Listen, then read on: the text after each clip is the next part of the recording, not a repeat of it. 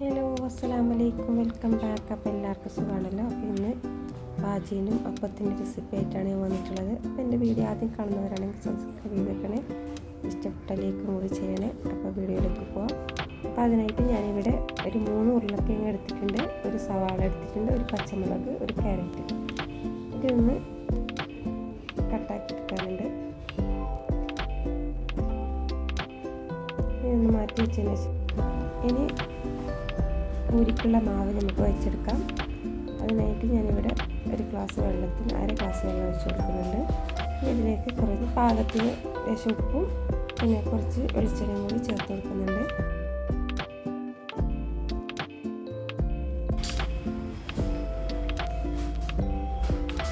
ഇതിലേക്ക് ഞാൻ ഒരു കപ്പ് ഗോതമ്പ് മാവ് ഇട്ട് കൊടുക്കുന്നുണ്ട്. ഇനി 1/2 കപ്പ് മൈദ മാവ് ഇട്ട് കൊടുക്കുന്നുണ്ട്. ഇനി 1/2 കപ്പ് അരിപ്പൊടി കൂടി ചേർത്ത് കൊടുക്കുന്നുണ്ട്. പിന്നെ 1/4 കപ്പ് റവ കൂടി ചേർത്ത് കൊടുക്കുന്നുണ്ട്. ഇത് നന്നായിട്ടൊന്ന് മിക്സാക്കി കുഴച്ചെടുക്കാം.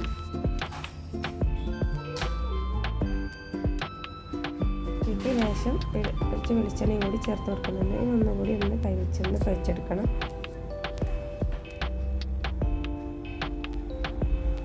അപ്പോൾ അതെല്ലാം കട്ടാക്കി എടുത്തിട്ടുണ്ട്. ഇനി ഒന്ന് കുക്കറിലേക്ക് ഇട്ട് വേവിച്ചെടുക്കണം.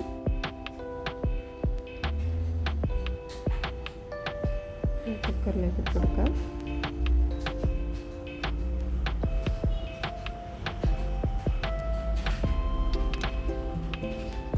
ഇതിലേക്ക് വെള്ളം കൂടി ചേർത്ത് പാകത്തിനിട്ട് മഞ്ഞൾപ്പൊടി ഇട്ട്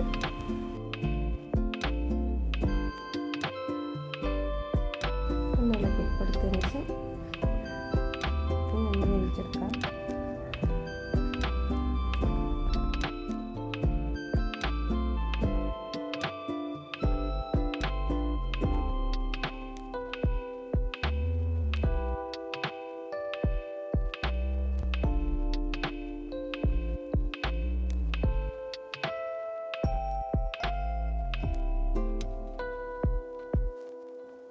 ഇനി ഓരോന്നോരോന്നായിട്ട് ചുട്ടെടുക്കാം.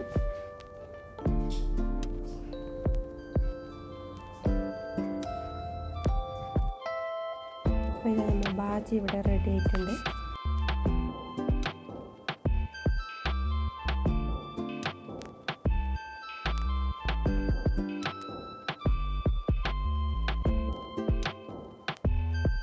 അപ്പോൾ ഇനി കിച്ചൺ ഒന്ന്